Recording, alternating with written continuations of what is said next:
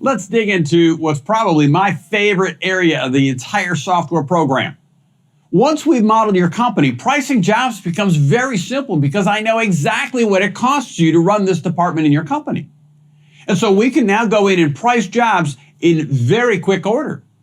Now, so let's just jump in here real quick. Again, first thing we need to do is choose what department are we working with?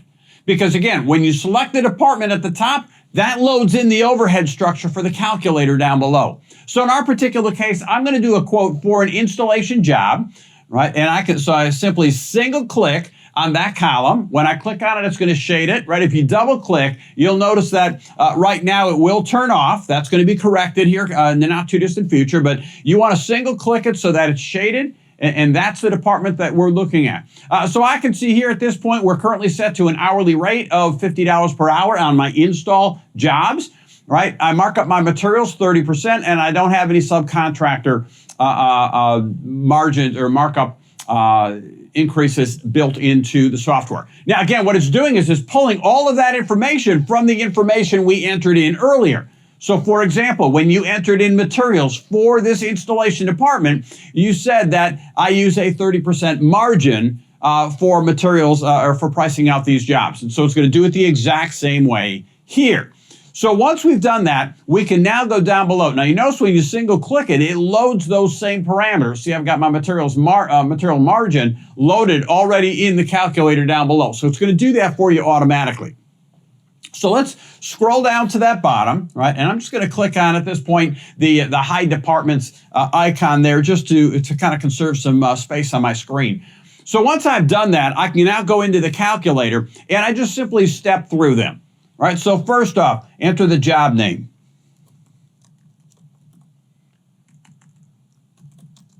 All right, so I've got that one in. Hit my tab key. It's going to bounce over to the first one here, which is how many hours is it going to take to complete this job, right? So how many total man hours do you have in this job? So in this particular case, this job is going to be basically 2 guys, 2 days, right? So we're talking about 32 total man hours. I'll plug that one in. Hit tab. It's going to go to my materials cost. So now what is the total cost of materials? Everything, all in. What's your total cost of materials on this particular job? Right? So for example, in my case, I'm saying this job is going to be a total of $4,500 in total materials. That's everything, parts, pieces, equipment, the whole bit. Do I have any subcontractors? In this case, I don't.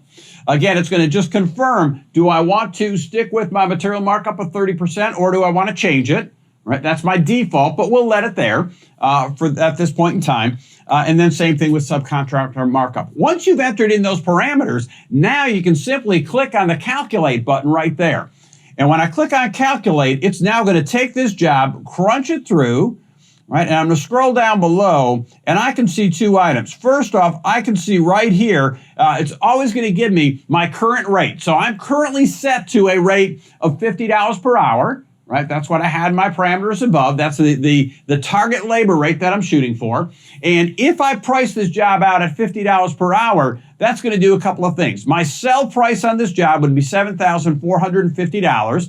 And if I do that, I will make a job profit of $1,773, where if I get out of the way, that will net you a profit of 23.8%. So again, very quickly, I can price this job out. Now, let's go a step farther, right? If I continue to scroll down on this list, it's always going to show me in red my break-even rate for this job, right? So in this particular case, in effect, there's enough material markup in this job that I could actually give them some labor back, right? But my break-even on the job, the important number is this one right here. My break-even rate on that job is $5,676.24. Now, if I do that, I can get out of the way. You can see you make no profit, 0 profit percentage. But keep in mind, 0 profit, this is not gross profit. This is net profit. In other words, all of your bills are paid. You've been paid. All your wages, the employees are paid. You pay money aside for your trucks. All of that stuff is covered. Remember, doing everything from a cash flow perspective. You just don't have any money left to do other things, right? But all of the expenses for the company are paid at that break-even rate. So keep that one in mind as we look at the individual net profits on this particular report. Now, let's say, for example, my target, right, so I'm going to come back on this thing for a moment, and let's go back to our current rate, right? So let's say my target, what I'm shooting for in my company is to hit a 15% net profit. Well, again, to say, okay, this job is going to net me 23%, well, that's great, but you know as well as I that you can price yourself right out of the market.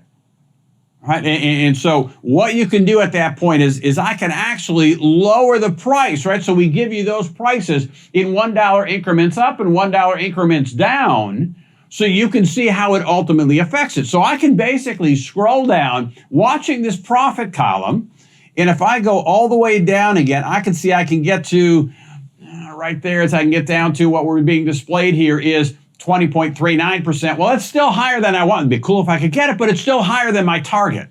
My target's 15% net.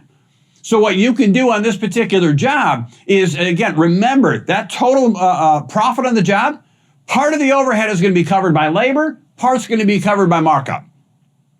I can change either one of them, but it's not going to change the total sell on the job, right? So what I can do is if I lower the markup on the materials a little bit, it'll make that job a little bit more competitive. So I can come in right up here at the top under my material margin, and instead of using a 30% margin, I could say I'm going to use a 25%, hit calculate one more time, and it will basically recrunch my numbers at that point.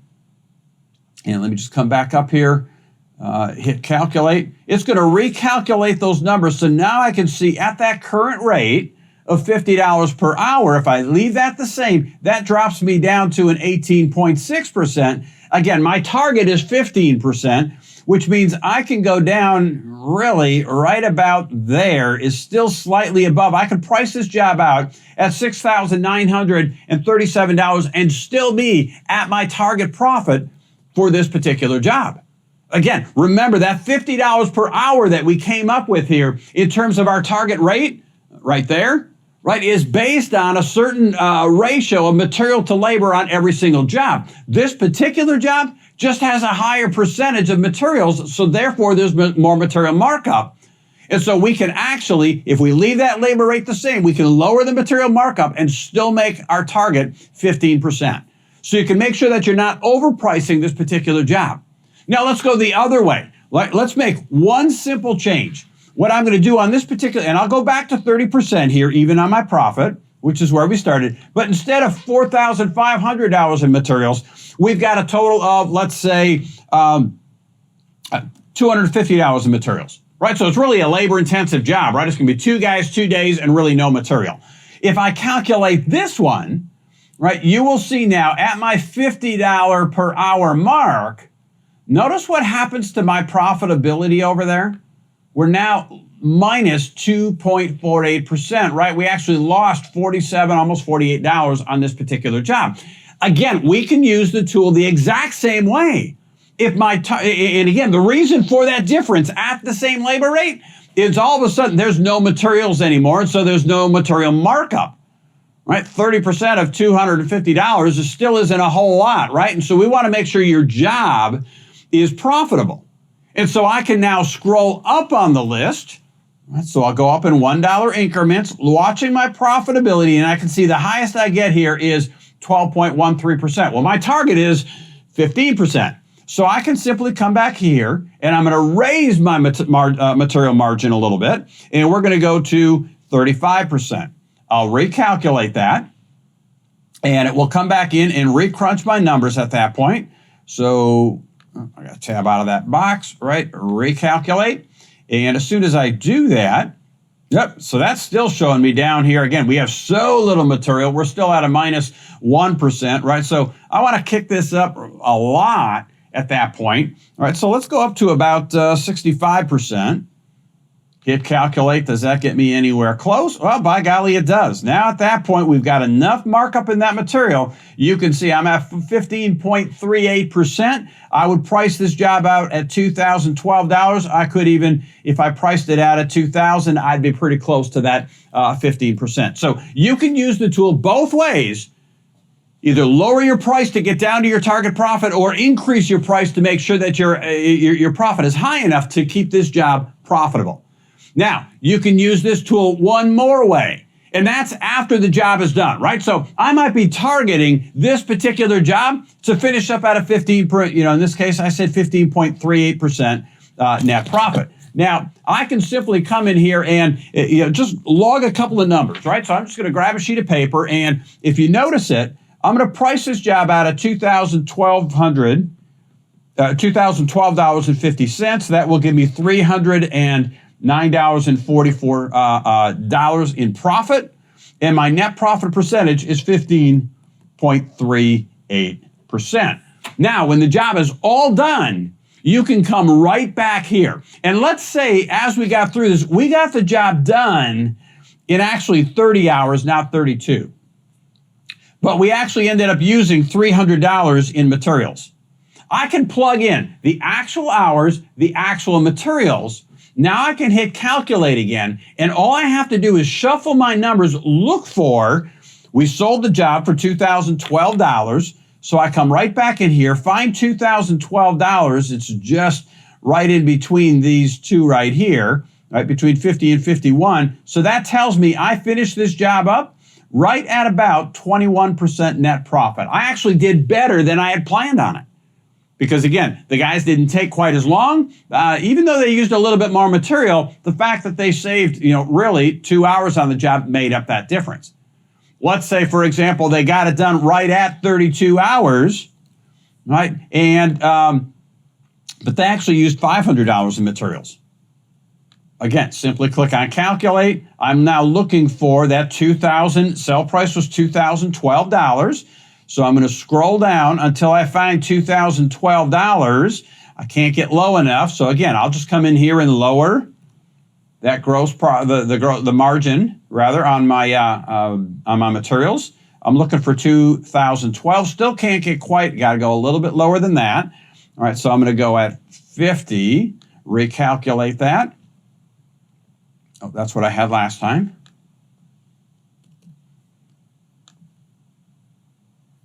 And so now come down here and look for $2,012. We're just above right there. We actually ended up on this job losing 3.29%. So it gives me the ability to do some light job costing as well as pricing out the jobs. Now, in the not too distant future, this whole job costing piece of the puzzle that we just talked about will be built into the job hours tracking report. If you have any questions on the job pricing calculator, feel free to give us a call at Grandy & Associates.